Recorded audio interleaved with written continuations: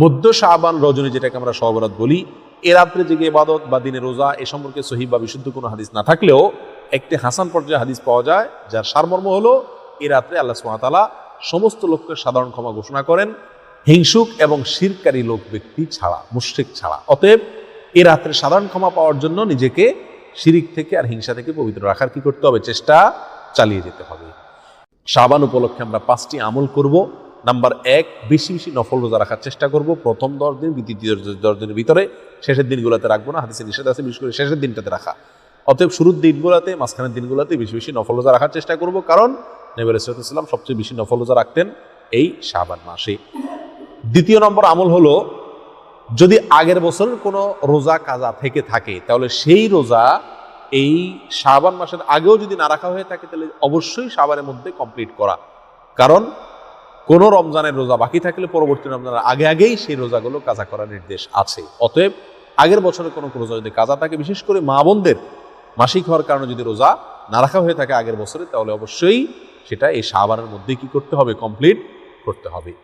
Number 3, এই মাস উপলক্ষে নিজেকে শিরক থেকে এবং হিংসা থেকে পবিত্র করার চেষ্টা করতে হবে। কারণ মধ্য শাবান রজনী, যেটাকে আমরা শবে বরাত বলি, এ রাত্রে জেগে ইবাদত বা দিনে রোজা এ সম্পর্কে সহিহ বা বিশুদ্ধ কোনো হাদিস না থাকলেও একটি হাসান পর্যায়ে হাদিস পাওয়া যায়, যার সারমর্ম হলো এ রাত্রে আল্লাহ সুবহানাহু ওয়া তাআলা সমস্ত লোককে সাধারণ ক্ষমা ঘোষণা করেন, হিংসুক এবং শিরকারী লোক ব্যক্তি ছাড়া, মুশরিক ছাড়া। অতএব এ রাত্রে সাধারণ ক্ষমা পাওয়ার জন্য নিজেকে শিরিক থেকে আর হিংসা থেকে পবিত্র রাখার কি করতে হবে? চেষ্টা চালিয়ে যেতে হবে।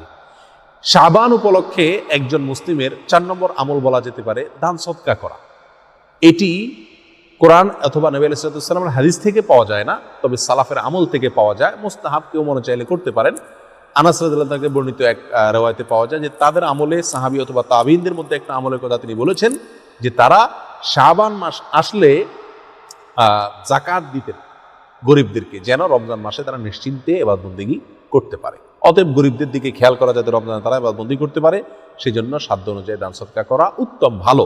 এটাকে সুন্নাহ, নবী সাল্লাল্লাহু আলাইহি ওয়াসাল্লামের সুন্নাহ অথবা কোরআন নির্দেশ এরকম বলা যাবে না, তবে এটা করা যেতে পারে। 4 নম্বর। নাম্বার 5, শাবান উপলক্ষে 5 নম্বর আমল হলো রমজানে ইবাদতের জন্য সার্বিকভাবে নিজেকে কি করা?